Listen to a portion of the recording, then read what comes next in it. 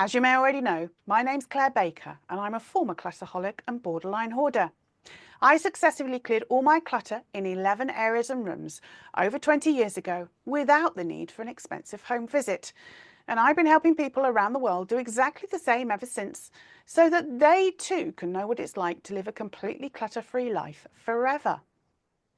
One of my missions is to dispel a lot of decluttering myths that are perpetuated by most of the decluttering TV programs, the books, and experts by explaining exactly why they are myths.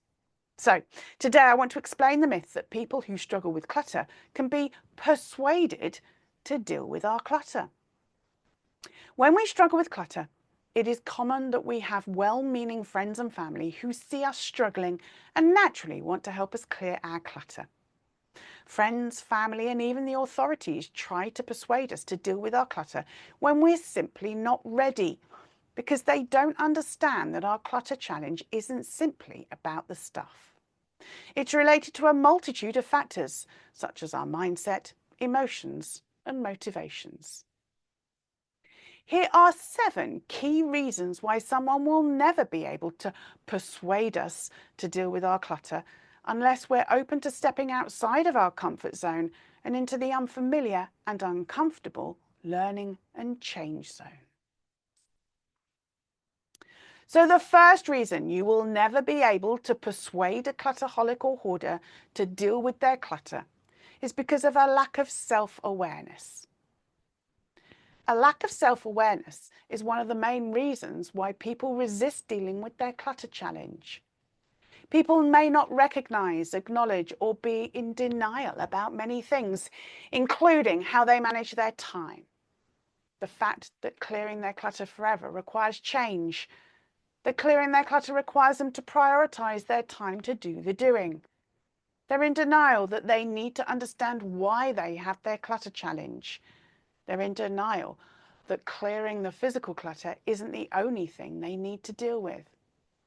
They're in denial about just how much clutter they actually have. Most importantly, they're in denial about what exactly it will take to clear it. It's because of this lack of self-awareness that many people believe that all they need to do is find more time or pay someone to help them for a day or two. Without this crucial self-awareness, they are unlikely to see the need for change. As a result, any attempts to persuade them can be taken as inappropriate, unnecessary, and intrusive. It's essential for people to reach a certain level of self-awareness before they accept external advice or intervention. The second reason you'll never be able to persuade a clutterholic or hoarder to deal with their clutter is because of the fear of change. Change is uncomfortable and for many even frightening. The fear of the unknown and the potential discomfort associated with change can lead to self-sabotage. When you try to persuade someone to face their clutter challenge, you are asking them to step outside their comfort zone into the unfamiliar and uncomfortable learning and change zone. The fear of that change that will result can cause them to resist even the most well-intentioned advice, clinging to familiar patterns and behaviours that led to self-sabotage, despite the many benefits to them of clearing their clutter forever. The third reason you will never be able to persuade a clutterholic or hoarder to deal with their clutter is because of a lack of trust. Trust is a fundamental part of persuasion. If people don't trust the person, the help, or the advice, they are unlikely to take it or follow it. Trust in the journey is a challenge for most people because it's so very different to every other type of help out there. The TV and internet are flooded with experts who come to your home to help you have a blitz, which creates a certain amount of trust in that approach, even though the evidence shows it doesn't work and isn't sustainable. Many people who try the TV and expert blitz method and fail mistakenly conclude the problem must be them, not the method. The best way to build trust in the unfamiliar journey is through meeting others who are on their journey and succeeding. The fourth reason you'll never be able to persuade a clutterholic or hoarder to deal with their clutter is because of a perceived lack of control that they have in what you are trying to get them to do. People are more likely to take action on advice when they feel a sense of control over the situation. When people experience the TV approach of dealing with clutter, where the expert comes to your home and takes control of your clutter, they soon understand the journey triggers less overwhelm and anxiety because they are able to control the speed of their journey, manage their overwhelm, learn how to make the right decisions for themselves, take as long as they need to make decisions, and take small, manageable steps towards their clutter-free best life.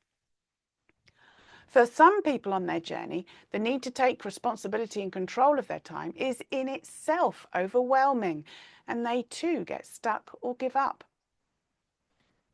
The fifth reason you'll never be able to persuade a clutterholic or hoarder to deal with their clutter is because of the emotional investment that they have in their clutter.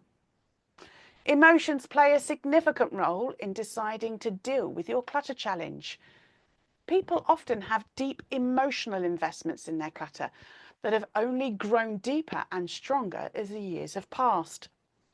These emotions can create a powerful resistance to change, which, coupled with the coping mechanisms that someone develops to maintain the status quo and provide them with a sense of security with their clutter, means that they are resistant to persuasion to even just try a different approach. Persuading people to let go of these emotional attachments quickly and start changing their coping mechanisms, which, at some level, have worked for them for years or decades, cannot be done fast. It involves facing and exploring why they have their clutter and struggle to let go. The sixth reason you will never be able to persuade a clutterholic or hoarder to deal with their clutter is because of something called cognitive dissonance. Cognitive dissonance occurs when people experience a conflict between their beliefs and behaviours.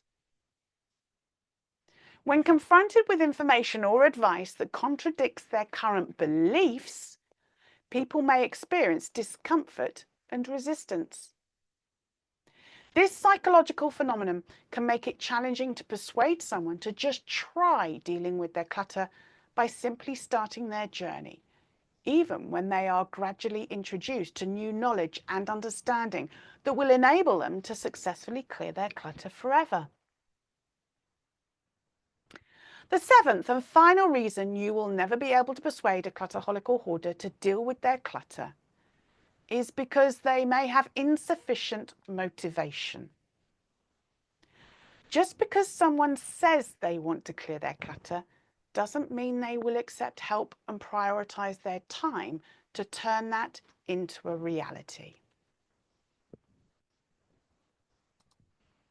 Understanding what truly motivates someone is an important way to help someone face their fears, step into the learning and change zone, build the trust, take responsibility for their clutter and their time, explore and understand their why, and upgrade their beliefs to fit with their present. The best way to do this is to focus on their goal, their clutter-free and future best life. You can clear your clutter fast, or you can clear your clutter forever, but you can't clear your clutter forever fast. If you're ready to make the choice to get the help and support you need to succeed and clear your clutter forever, click on the link with this video and find out how I can help you.